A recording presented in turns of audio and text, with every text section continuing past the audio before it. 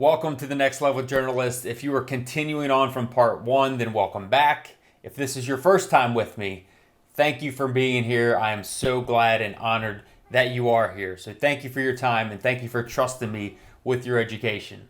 In part one of the Next Level Journalist, I went over the camera, arguably the most important skill set you can work on as a multimedia journalist. I also covered audio, editing, and a mindset tool that I know firsthand can take you to another level. So check out part one if you haven't already. As for this course, part two, and what you can expect to learn, the first thing we're going to go over is how to take your shooting skills to a whole other level. How to execute cinematic shots for your stories. Look, you can create great content with locked off shots from a tripod, but you can create even more by adding the appropriate movements to your shots. Now that goes hand in hand with editing, so I'll demonstrate the proper way to take shots with movement and edit them. It's not simply getting nice and smooth cinematic shots and then just tossing them onto a timeline for your VO or for your B-roll for the package. There is certainly an art to it. Also along the lines of editing, I'll go over sound design and natural sound for your pieces, what exactly they are, and what kind of difference they can make in your stories, and how you can implement all the above immediately. We'll also go over the sit-down interview process. In part one, I went over the stand-up process, interviewing process from off the shoulder and off the tripod. In this course, we'll cover how to set up lighting for an interview, how to position your subject, the camera, audio, and more. And finally, we will end this course the same way we ended part one, and that is with a mindset tool. If you caught part one, then you already know how much of a believer I am and working on your mindset. But if you haven't checked out part one, then I truly believe that what I will teach in this mindset tool section will pique your interest enough that you'll want to check out part one for simply that mindset tool and what you can put into practice today and what kind of difference it can make in your life, not just as a journalist, but in general. And this tool, both tools, came from Dean Graziosi. He is one of the top individuals when it comes to personal development. So this is not something that I came up with on my own. This is stuff that people around the world have benefited from again, one of the top guys in that personal development space. With all that said, let's get started with the camera. In part one of the Next Level Journalist, I went over the shooting basics, to shoot wide, medium, tight, super tight, tilt, pan, zoom in, zoom out, change different angles. And all of that will create a great product. No doubt about it, you can get by with those techniques. But this isn't about getting by. You're not here to get by. You are here to stand out. At least that's what I choose to believe, because you want to do things differently. You want to do things the way that some of the best did it. And look, this is stuff that I've learned in 20 years of video production. So some of the stuff that I learned from others, as well as things that I've learned along the way, are going to be jam-packed in this course and again part one. So while part one goes over the basics, part two, we're taking things into a different space, and that is the cinematic space. What I've learned since starting my own video production business is a style of shooting I wish I would have known about when I was in TV. That style is all about movement. If you watch a movie or a documentary, you'll notice practically every shot has movement. And of course, they have the equipment for that kind of production, like a Steadicam or gimbal, but you can pull off similar shots if you are looking for them and you practice certain techniques. For example, if you walk softly, heel to toe, your shot will stay pretty stable over a short distance, especially with some of these handheld cameras that have in-body image stabilization, or a camera like this one that has OIS, which stands for optical image stabilization. If you have a big, bulky, off-the-shoulder camera, it's much harder, but it's still possible. Another tip for keeping the camera stable is contact points. The more points of contact the camera has, the more stable the footage will more than likely be. Also, be creative with ways to move the camera smoothly, like using a smooth surface to slide a camera across, or if there's a chair that you can sit in and roll smoothly across the floor. Even if your shot turns out unsteady, there is still a chance that you can create a smooth looking shot with that shot, because most editing systems have a stabilization effect within them. Let's jump into the editing booth and I can give you a demonstration on how to put that plug-in, that image stabilization effect onto your clip and just the difference that it can make. And I'll also give you an example of how to edit shots with movement together. So here's a reveal shot in which the camera slides past the wall and reveals the picture. As you can see from the raw shot, it's a little shaky, but when you add the warp stabilizer effect in Adobe Premiere Pro, then the shake is all but gone. I realize you may not have Adobe at the station you're at or at the station you'll end up at, but the warp stabilizer effect is a very common plugin for editing softwares. When you use shots with movement, make sure the movement continues in a specific direction. For example, if your first clip is tilting down, don't have the next clip tilting up. Or if your first clip is panning to the right or sliding to the right, you don't want your next clip panning to the left or sliding to the left. The more you practice these techniques out in the field and in the editing booth, the better you will get at executing these shots and the better you will get at finding creative ways to get this shot and then to incorporate them when it comes time to put together that final product. With that said, when you are shooting, don't just shoot random footage, shoot to edit. Now basically what that means is everything that you shoot, you already have an idea of where exactly it's going to go in the story or in your VO. In other words, you know, according to your script or according to what your subject or subjects have told you, that you know where those shots are going to go on the timeline. So when you listen to your subject or subjects or the people out in the field, not only will that help you with your copy and you'll have better writing and better follow-up questions, but listening to them talk will also provide you with what exactly you need to get. So when you're doing the interview, be listening to what they say, and that way you can think in your head what shots you need to get. That way when you go back to the station or you go back to the vehicle and you're editing from your laptop, you're not scrubbing through all kinds of VO that you shot. Instead, you know exactly what shots you need to get, and you know exactly what shots that you already did get, and that you can just plug and play. So this saves a ton of time on the back end. If you're listening to your subject, then you know exactly what to get and where exactly it will be on the timeline. Again, that'll take a lot of time, a lot of practice, but eventually that will become second nature to you, to listen to people and exactly what they're saying, and it just creates a better storytelling process, a much smoother storytelling process. And speaking of storytelling, let's go over the process of a sit-down interview.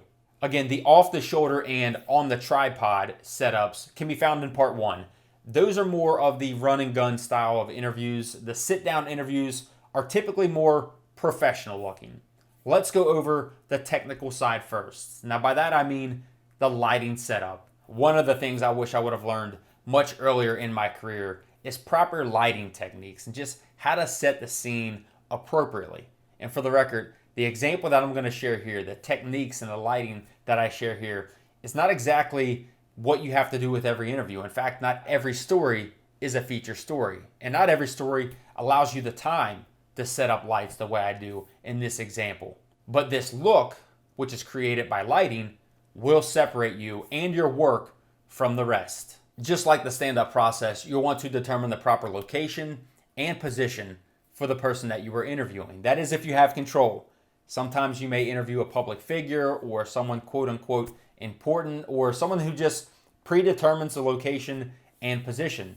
But remember, it's your job to at least speak up and to make a suggestion, because your job is to make them look as good as possible. At least that's what I choose to believe. I want the person that I'm talking to look as good as possible on TV and sound as good as possible as well.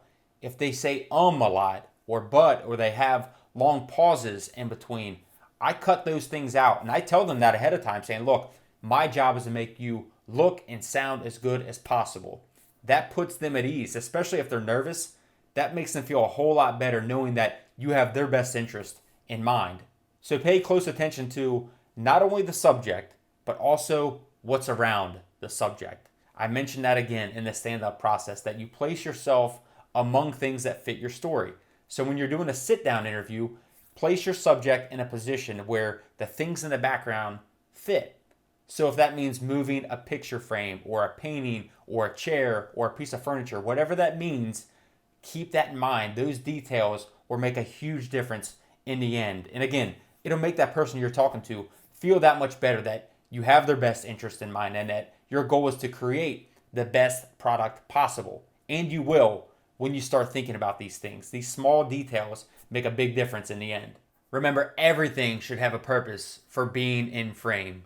So we have our position picked out. The artwork and plants are surrounding the subject. Another tip, try to have some depth to your shot. By that I mean, get your subject away from a wall and the things in the background as much as possible. In doing this, those objects become less in focus, and focus is on the subject, as it should be.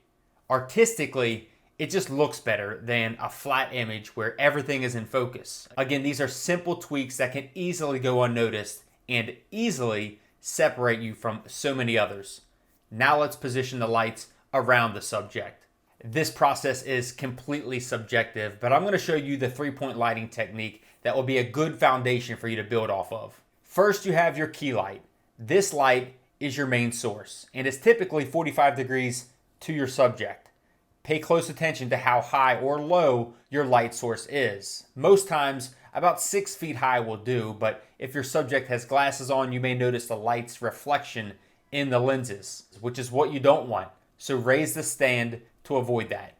As for which side you place the key light on, that's completely up to you. Again, this is a subjective process. Take a look at both of these scene shots. The key light is on the left side of the subject's face here, and the key light is on the right side here. Significant difference, but the kind of story you're telling will also play a factor. If it's a feel-good, less dramatic, then you may want the key light hitting more on the exposed side, which is the left side. If it's an emotional and more dramatic interview, you may consider placing the key light on the opposite side. There's really no right or wrong, simply an artistic selection is all you have to make. And over time, you'll figure out which one you like in each given interview scenario. The next light to introduce is the fill light. This light is less intense than the key light. Its purpose is to lessen the shadows caused by the key light. Obviously, this light is placed to the opposite side of where you place the key light. Finally, the hair light is placed behind the subject and aimed towards the subject's head and shoulders. This light will help separate the subject even more from the background and really just makes your subject pop. Lighting, in my opinion, is one of the more underappreciated elements to a broadcast, and that goes for the network side as well. I'm not talking about just local TV broadcast. I've seen some great products at the local level and not so great at the network level. So think about that for a minute. When you learn lighting and the importance of it, you're going to be leaps and bounds ahead of your competition. So now that we've covered lighting, now let's move on to miking up your subject. And what I do today, I don't like the mic to be seen. So I use a much more elaborate setup with a shotgun mic, boom pole, and stand. With that said, seeing the lav mic during a TV news broadcast is acceptable. So you can do it that way, or you can hide the mic. I don't mean set up a boom. You don't have to go to that extent. But if your subject is willing, you can hide the mic under their shirt a number of ways. First, the middle of the chest. What you'll need to pull off this technique is tape, such as gaff tape. You'll make 2 paper football shapes with the tape and sandwich the mic between the two and place them right here, which is actually what I've done in this video. Again, this is a much more intimate setup, so ask the subject if they are open to it, and of course, he or she will do the honor of placing the mic in the chest area. Testing 1 2.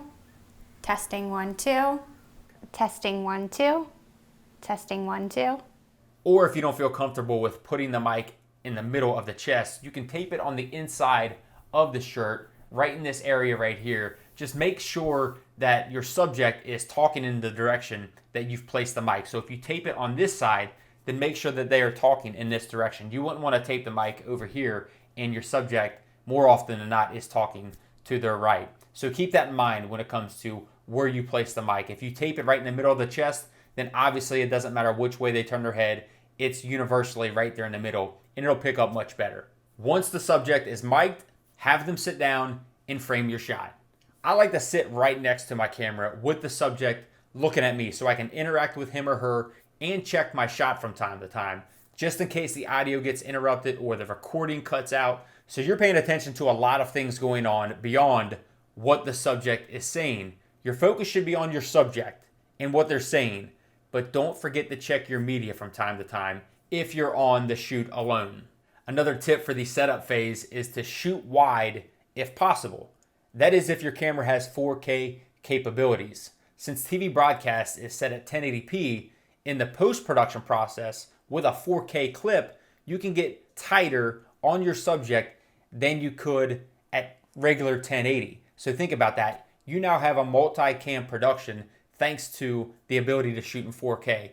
So you have this wide shot that you're looking at right here, and then this tight shot that you're looking at right here with no loss in resolution whatsoever because I'm shooting in 4K.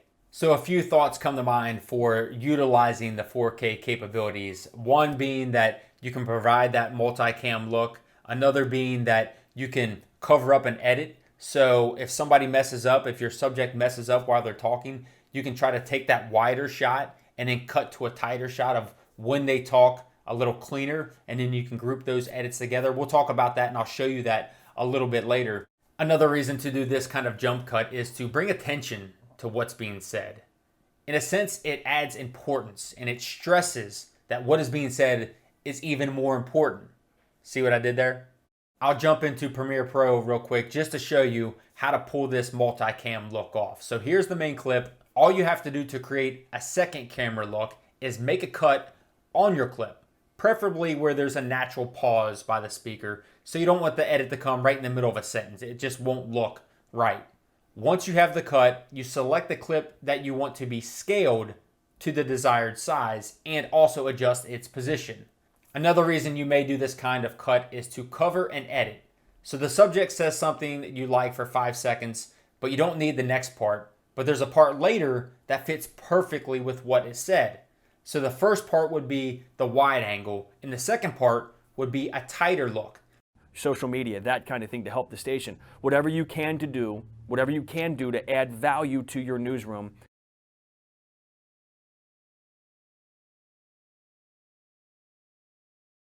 Whatever you can do.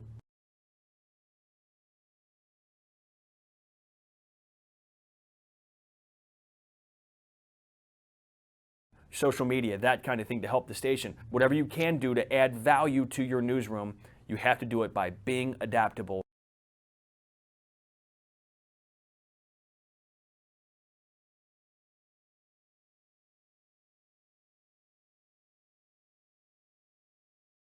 Help the station. Whatever you can do to add value to your newsroom, you have to do it by being adaptable.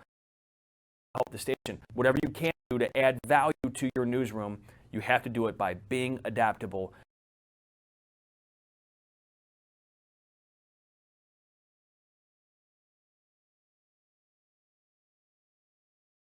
To help the station. Whatever you can do to add value to your newsroom, you have to do it by being adaptable. This won't always work out, especially if the subject is moving their head or their hands a lot, but more often than not, this will work for you. So keep that in mind. Now let's go back to the interview setup, and before you hit that record button, before you ask your first question, make sure that your subject knows that if it's not live TV, that is, that they can start and stop whenever they want. If they draw a blank or if they say something that they didn't mean to say, tell them that they can start over at any point and that your job is to make them look and sound as good as possible.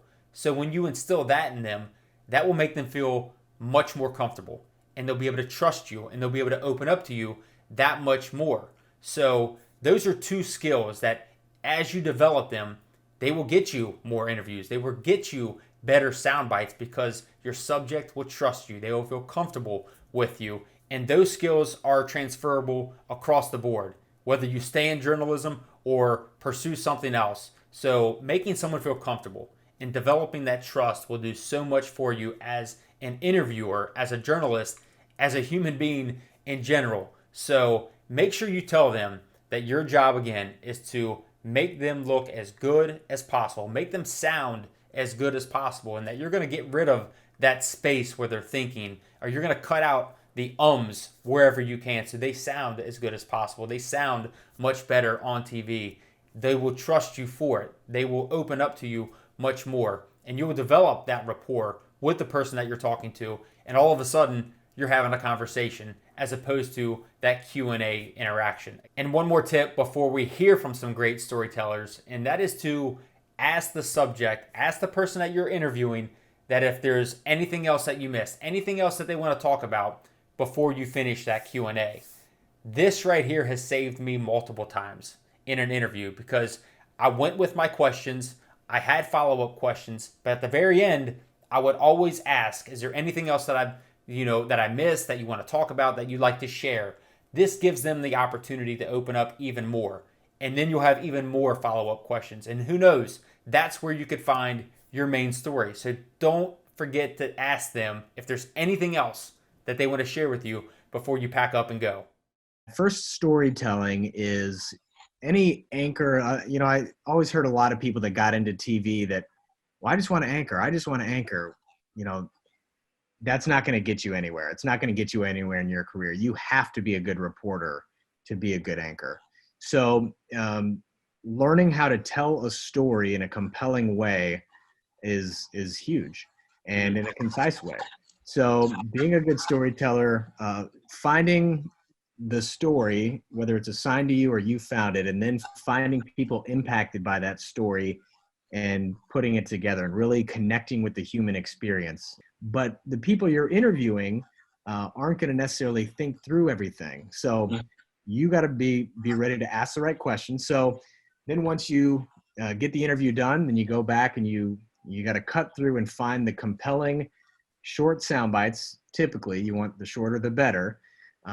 Sometimes you need to have a 15 to 20 second soundbite, but it better be darn good if you're going to have someone talking that long. I've heard this over and over throughout my career, that you just make people feel comfortable when you're interviewing them. And I've heard that from, big time important people. And I've heard that from the random person on the street. And they said, oh, you just made me feel really comfortable. And I appreciate that.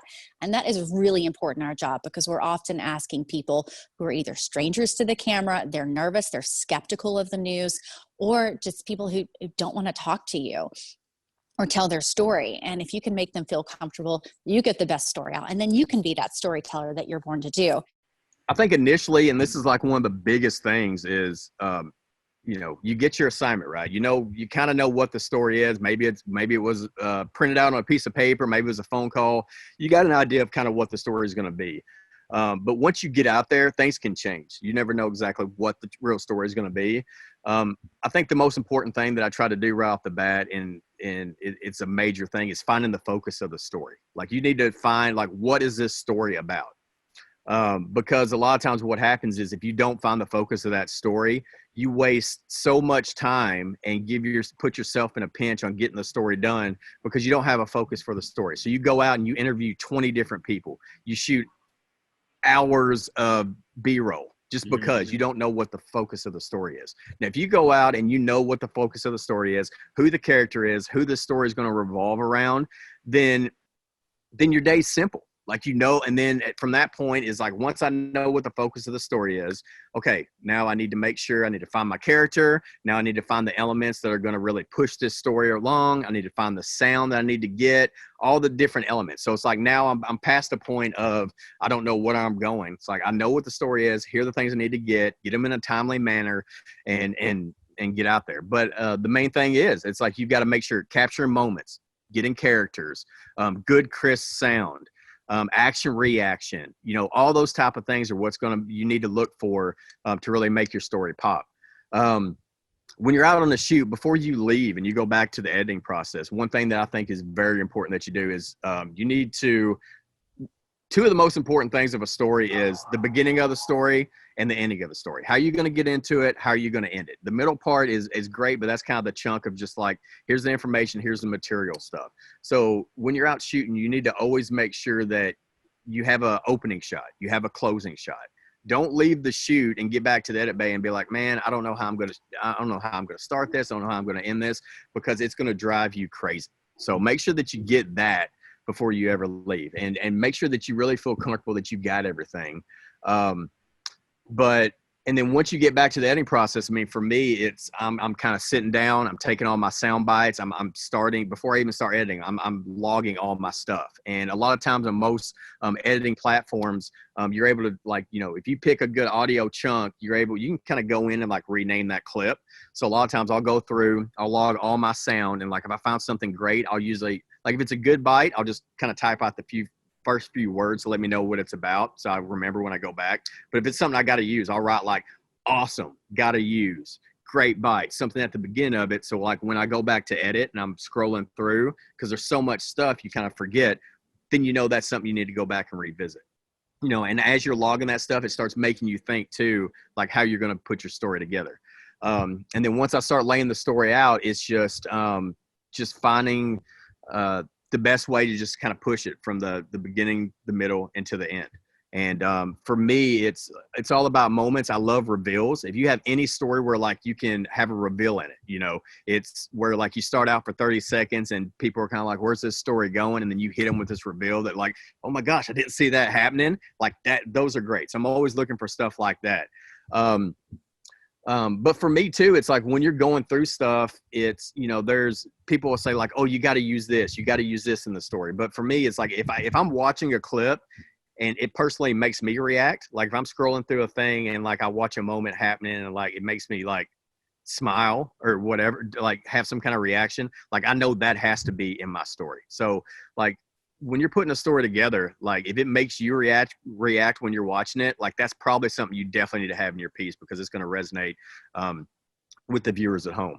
Right. But yeah, and I lay out my story, and once I kind of get through the way that I want it, I'll always go back through all my clips and just I'll look through every clip and be like, is there anything that I didn't put in here that has to go?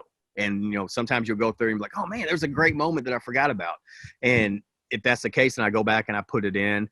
And then, you know, one thing I always do too is before I put a story on air, I always get somebody that I really respect and I really like their input to check it out. So if you get a story, you're done, you think it's the greatest thing in the world, get another set of eyes on it, because you've been sitting in front of that screen for a long time, and they'll see something that you didn't see. And then they might point out something like, oh, this could be better. So like get somebody to watch it before you just, you know, get done with it and then just send it off to be on the newscast.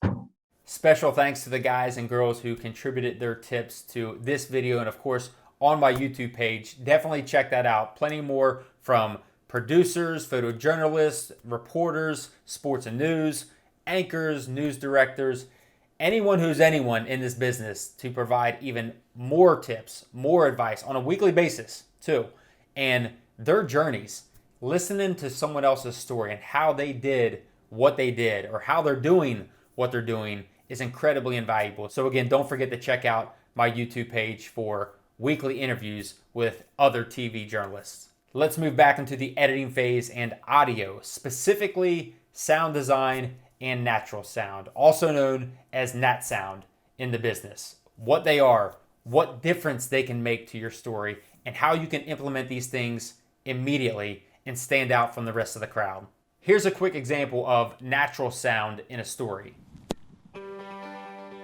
Noble has never played organized football, but he grew up next door to a football coach and played the game with his kids all the time.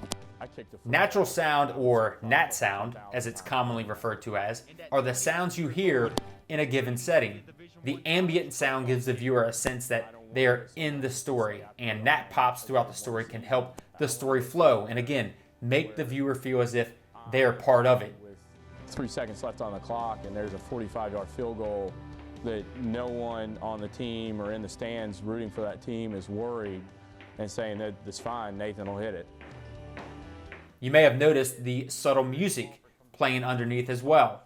I'm personally a big fan of using music in future pieces. It elicits emotion that you otherwise couldn't get without that music. And it is certainly an art into finding and choosing the right pieces for the right video. So this isn't something that I just went into lightly, or I found the first song that I like. I would spend hours listening to dozens of songs to fit with the piece. So take your time with this music selection process if it's something that you choose to pursue, because you'll find that it does take a long time to find the right piece for your piece. So it's as important as anything else. If you choose the wrong piece of music, it can really have negative effects on your story. You can have the greatest story in the world, but if you choose the wrong music, then you're going to be left with some disappointment, to say the least. But if you choose the right music, many people won't even realize it because you chose the right piece. But if you choose the wrong piece, people will immediately know that this isn't flowing, that it's not working together. So your goal is for the viewer to not even realize the music's there, but at the same time, again, it elicits emotion that you couldn't do otherwise without having it.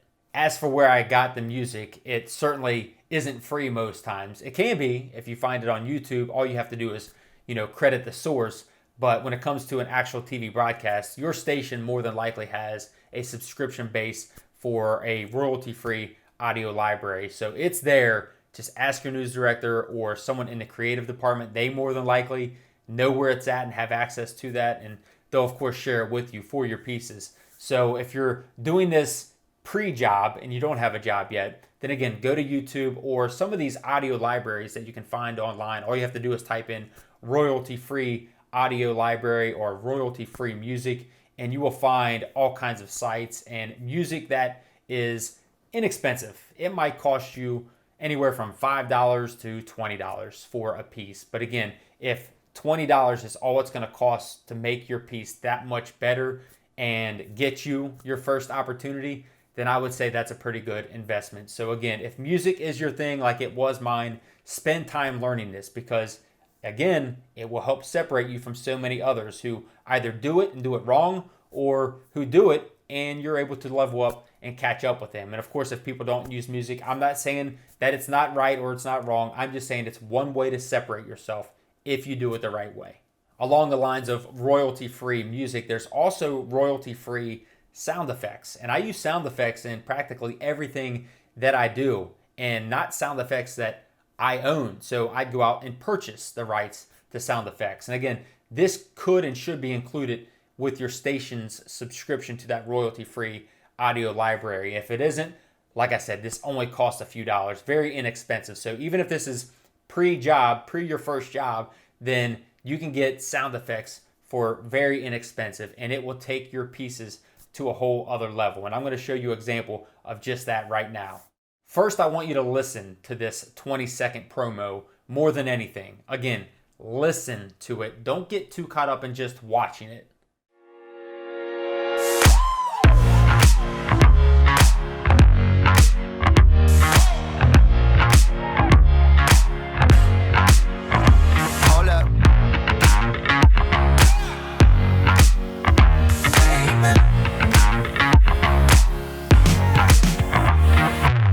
In that version, it was simply music under the video, but there are plenty of opportunities to add nat sound to this piece. And this process is called sound design, in which you are creating and incorporating sounds into the piece, like this version.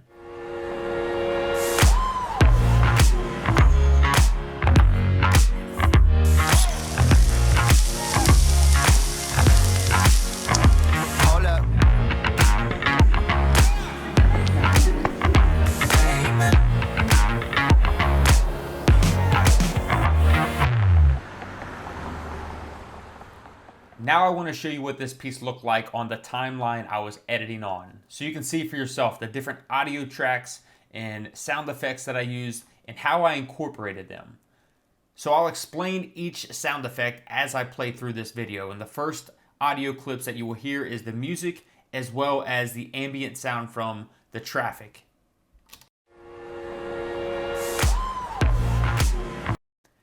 The ambient sound from the traffic is very subtle, but at the same time, it was a distant traffic, so I didn't want it to be overpowering or even competing with the music itself. So keep that in mind. If something is in the distance, you want it to be lower than if it's something like we're getting ready to hear, being the chopping of the bacon. Not only was the sound of the knife cutting the bacon a little more prevalent than the sound of the traffic, but also when the knife slices through the avocado. Take another listen to that knife slicing through, as well as how it blends with the next sound effect, which is the sound of the sizzling grill. At first, it's very subtle and then much more prevalent as we actually see what's being taken place and what is actually being grilled.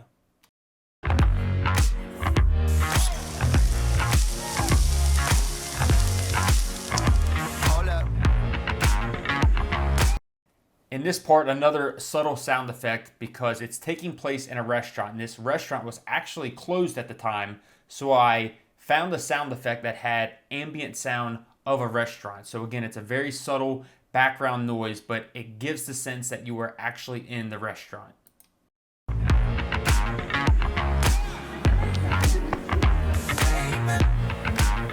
The final sound effect that's added in here is traffic. As this video comes to a close, you can hear the tires going across the road. Again, giving that sense that you are actually there and experiencing what's taking place in this video.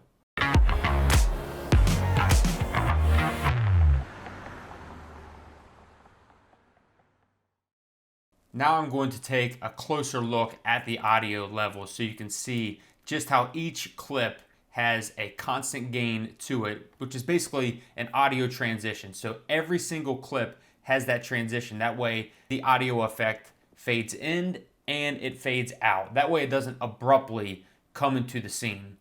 And you'll notice I included my own audio transition as I built up the audio level on top of the constant gain. So this is when the grill is sizzling from a distance and then we get closer to it and it's louder. So all of a sudden we go from not seeing it at all, but we hear it, and then we see the grill, and then we hear it much clearer as well.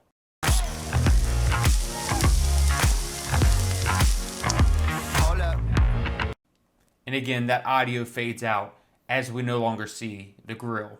So I encourage you to do the same with any audio that you are editing because it takes the abruptness out of it and a sound just doesn't magically appear and get loud all of a sudden. So add these audio transitions. That way it blends your audio together. And again, there's no abruptness. Nothing comes out of nowhere. Everything just runs that much smoother.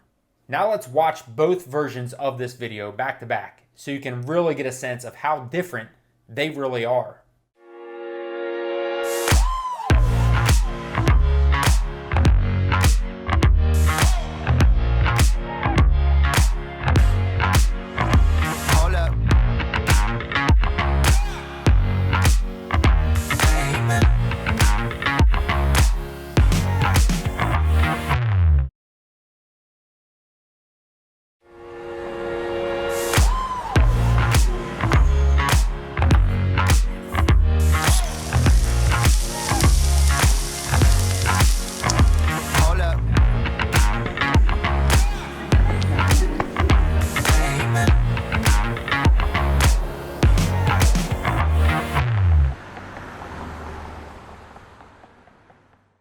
I want to share with you one more example of sound design before we move on. So for this example, I want you to close your eyes so you can hear how much of an impact this element has for your production value. So go ahead, close your eyes and take a listen. That is if you want the full effect. So don't cheat yourself. If you want the full effect of what you're about to hear and then see, close your eyes right now. You ready? Here we go.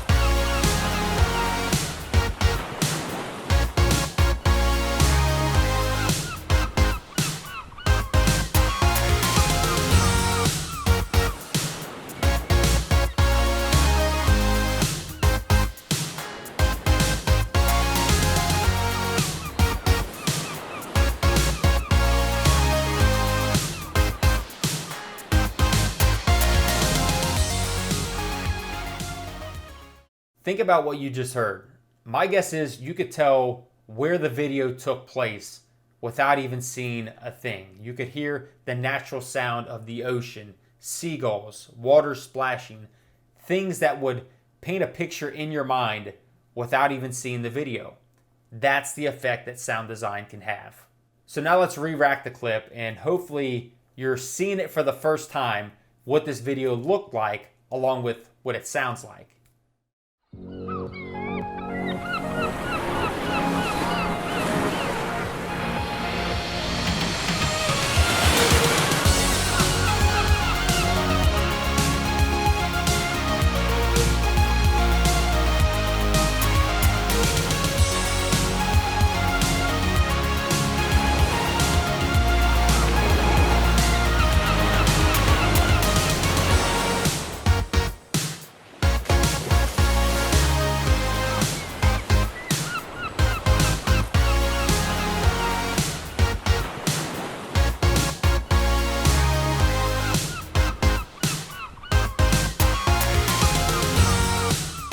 So the video continues on just like that, and all of that was sound effects I found online. The ocean mixed with seagulls, and I didn't use them where you couldn't see the ocean or you didn't see the birds. So it's a gradual mix and fade in and out of each sound effect.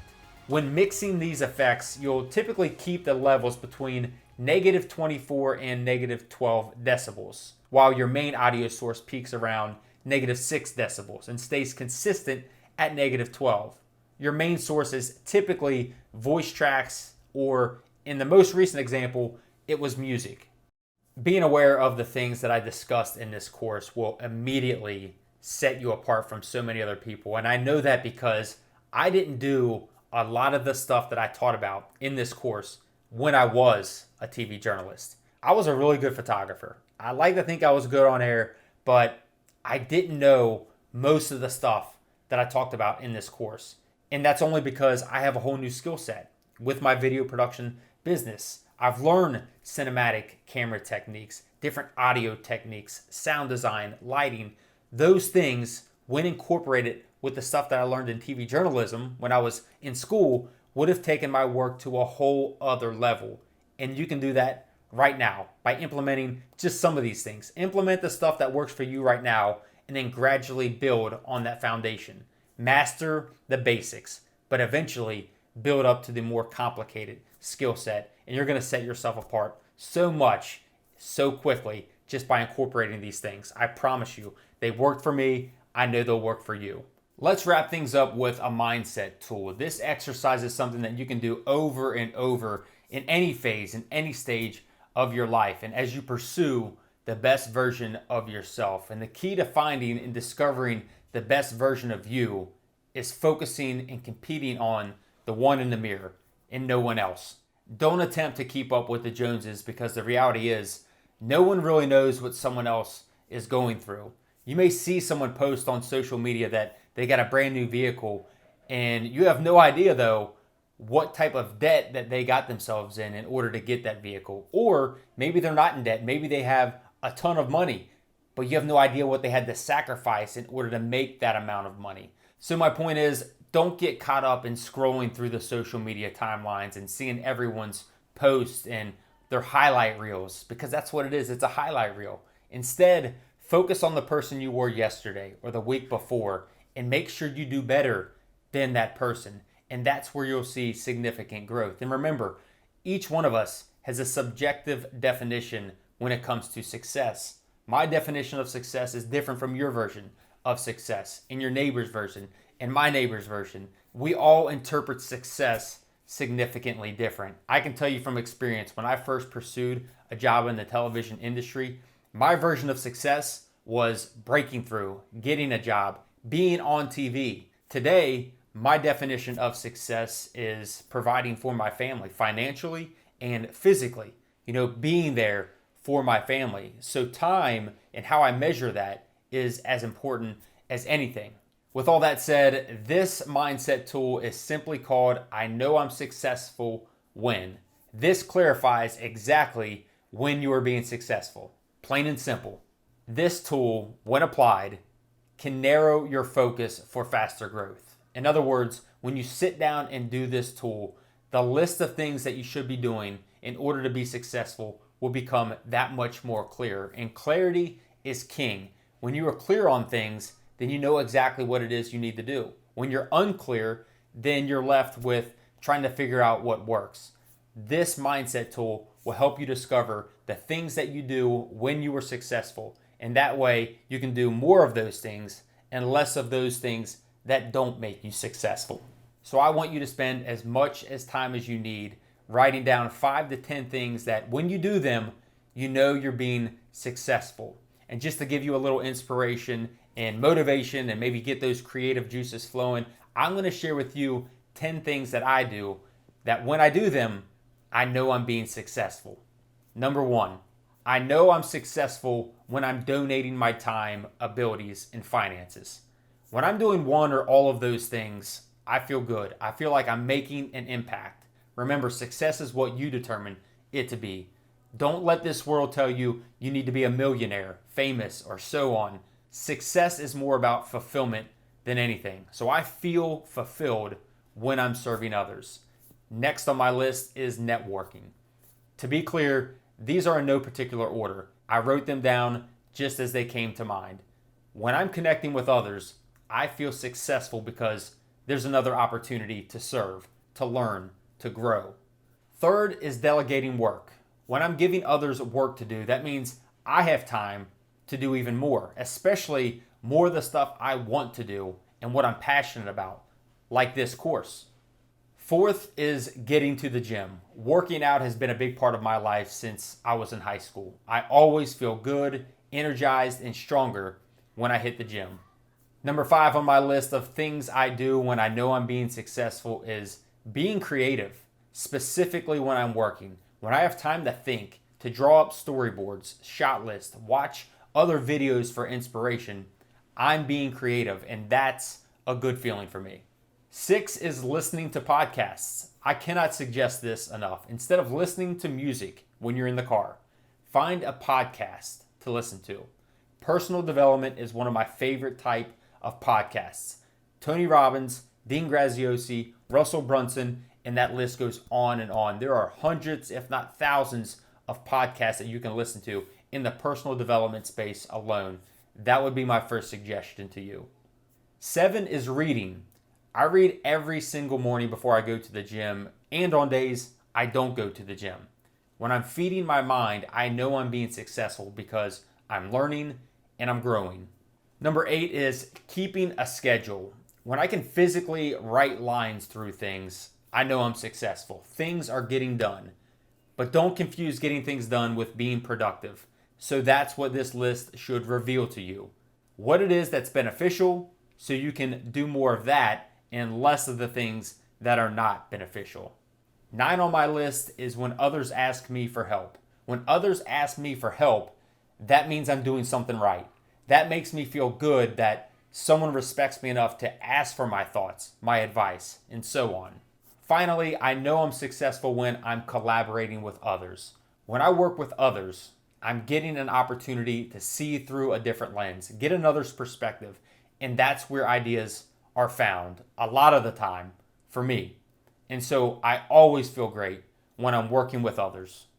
So that's my top 10. I hope this gives you inspiration for when you write down your 5 to 10. Again, all it takes is maybe 15 to 20 minutes to come up with 10 things. I hope my 10 gives you inspiration, or at least gets your mind thinking about what it is that you do when you're being successful. And if I can add to this list, maybe a separate list of things that you do when you're not being successful. So we all have different habits that we don't even realize that we fall into. And maybe we do realize it, like binge watching TV or binge social media scrolling or sleeping in, hanging out with the wrong type of people. All those things that when we write them down and see that we're not being successful when we're doing them, then it might be easier to eliminate them. So consider that as well. Once you have your list or lists made out, apply them. Do more of what makes you feel successful and less of what doesn't make you feel successful. It really is that simple. I hope you enjoyed this training as much as I enjoyed putting it together. This has been a tremendous honor for me to share with you what I've learned in the 20 plus years of video production. If you don't know my backstory, I first got started in this area when I was in high school, 15, 16 years old in media class, and then today having my own video production business. So it's been a joy for me to share what it is that I know and share it with you so you can get better faster. And even though that knowledge is great, it's not going to do anything until you actually apply it. So go out there and apply this stuff little bit by little bit, and eventually over time you will have come a long way. So knowledge itself, remember, knowledge is not power, it's potential power. Applying it is where you will see the difference. As for me and you, I would love to connect with you on a professional level and help you reach your next level, help you break through and get your first job. I'm not suggesting to be your agent. I just want to be someone who shows you what to do, shows you how to do it so you can get better faster. One of the biggest mistakes that I made when I was in TV journalism, when I was in the TV industry, is that I did not have a mentor. I did not have a coach, someone giving me feedback on a daily basis, weekly basis, and pushing me along the way. I had plenty of people who helped me along the way. If I went to them, asked them to look at a story, critique it, critique my on-air presence, all that stuff was great. But I didn't have someone there on that daily, weekly, monthly, yearly basis mentor me, coaching me to be the best version of myself. I didn't have someone showing me the ropes, showing me the fast track to success. I want to do that for you. Unfortunately, I had to learn the hard way on a lot of things, and that was completely my mistake. But that doesn't have to be your mistake. So think about that. Even if you don't decide that I'm the right fit for you, find someone to help you along the way. There are people out there who want to coach you, who want to mentor you, and so you can find your next level. Thank you for your time and attention. And again, best of luck as you pursue your dream job.